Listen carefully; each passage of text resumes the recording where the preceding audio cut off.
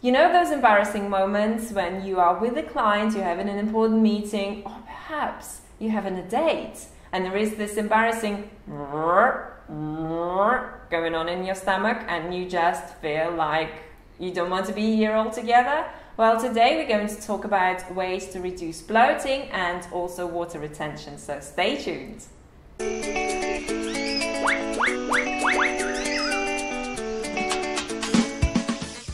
Hi there, it's Paul and Yulia Tarbath, nutritional lifestyle coaches at Raw and Healthy, and in today's video we're talking about how you can reduce and eliminate bloating and water retention.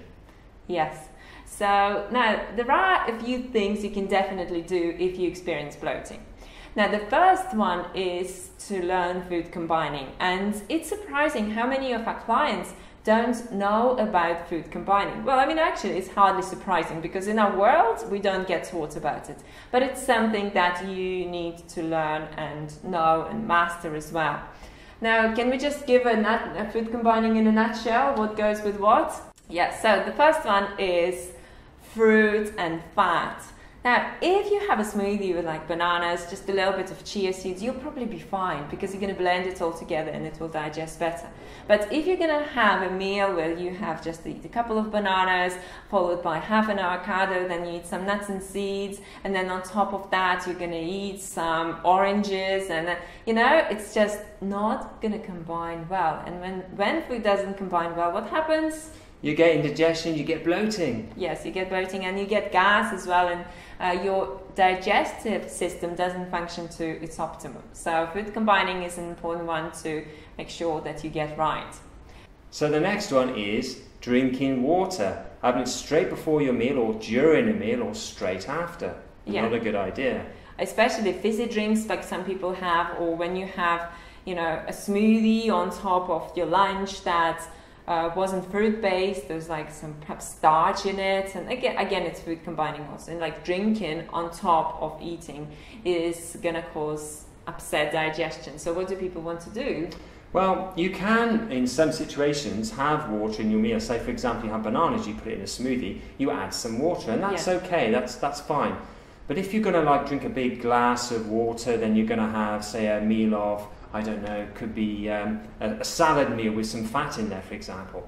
That's not going to go down well. And then you'll drink it in between, and then you drink it after. And you drink it after, and all those digestive juices, the enzymes breaking that food down, are all going to get diluted and interrupted the digestion process, and it just isn't going to work well. Yes, so you want to have water about 15 minutes or so before your meal, or depending on how, like if you just had an apple, you're fine after an hour.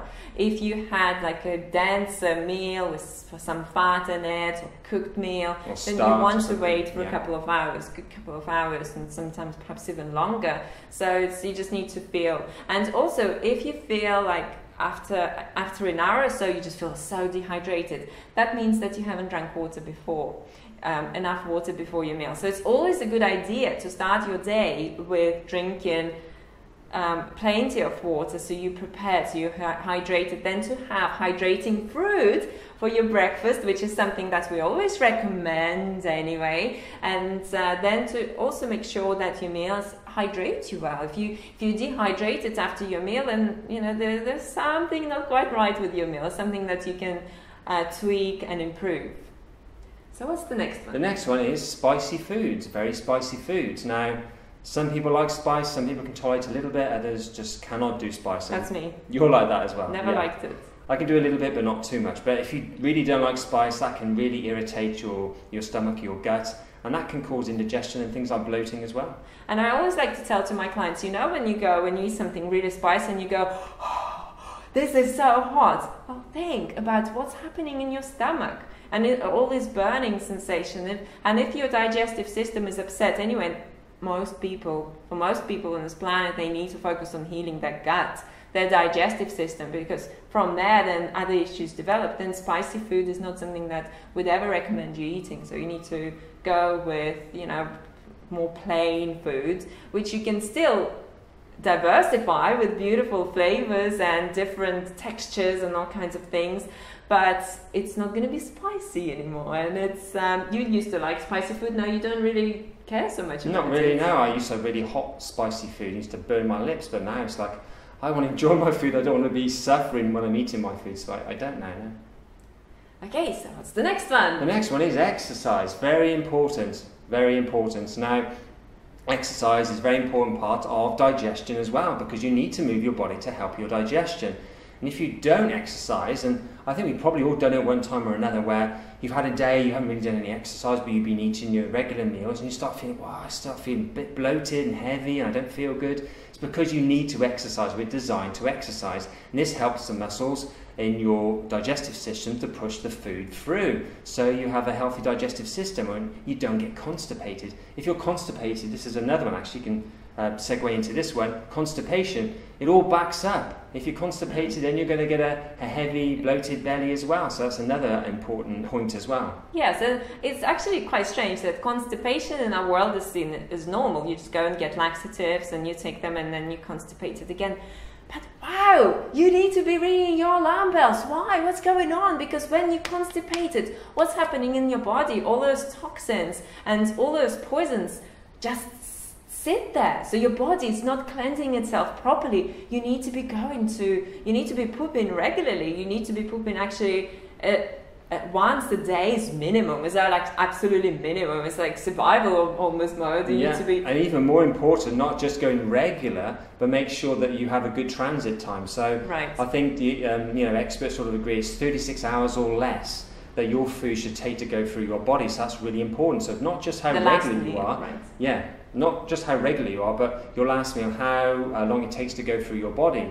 That's very important, because if it hangs around for too long inside your body, then that can cause illness and disease. Yeah, exactly.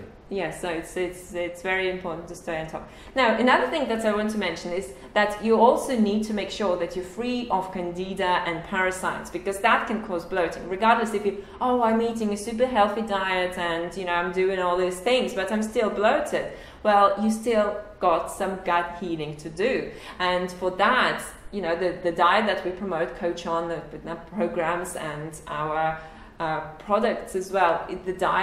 This diet is very soft and easy on your stomach, so it helps you to go through that healing. And of course, if you've got candida, then there are certain tweaks that you'll need to do, like experimenting with the level of your fat, and also the type of fruit, the greens that you will be eating. So there are tweaks and changes that you can do. Now, with parasites, it is the case. Just experimenting with your diet is not enough. You need to get rid of them, basically, and do so through herbs and specific remedies that you can try and take. So it's like a long debate about parasites, but it could be another reason why you're feeling bloated. Now, moving on to water retention. That's another thing that, it usually goes together with bloating. So people get bloated, and not only their bellies are stuck out, they feel like they're huge. There's like water retention in the body. So what are the steps to take? Well, one of the first ones we would recommend is to check your salt intake. Are you adding salt to your diet? Do you have salt in your diet? Now, personally, we don't have salt. I know sometimes you add a little bit. But I never really have salt. I don't put it in my food. I just feel great eating the sodium, getting sodium from the fruits and vegetables that I eat. So if you're adding salt, that can cause water retention. Well, it's like the amount of salt, isn't it? If you're adding a little bit, although some people react to a little bit of salt. If you're not used to it and you start adding salt, then you can get things like puffy eyes and things like that. But yeah, if you're adding quite a bit of salt, then people can suffer water retention, because salt needs water to bind to in the body, so the body then keeps hold of that extra water, and you can get it around your ankles and on your legs and places like that. So reduce your salt or eliminate your salt intake in your diet, and this can help reduce and eliminate water retention. And the next one is exercise, which is just so vital.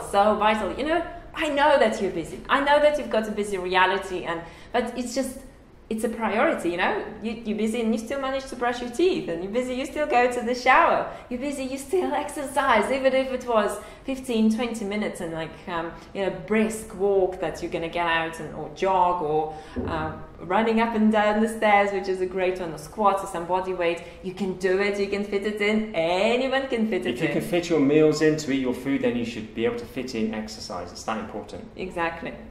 Alrighty, so this is what we wanted to share with you in this video. Did you like it? Yes? Please give it a thumbs up if you did. Yes, remember to do so. Subscribe to our channel for more videos so you never ever miss a single video that can change your life and make your body lighter, make you more playful and joyous and connected. And also, after watching this video, be sure to grab yourself our free raw food reset so you create that glowing, light and beautiful body with healthy digestion. So all you need to do is follow the link that you'll see on the screen. Alrighty, thank you so much. Eat sweet. Keep fit. And we'll see you again in another video. Bye.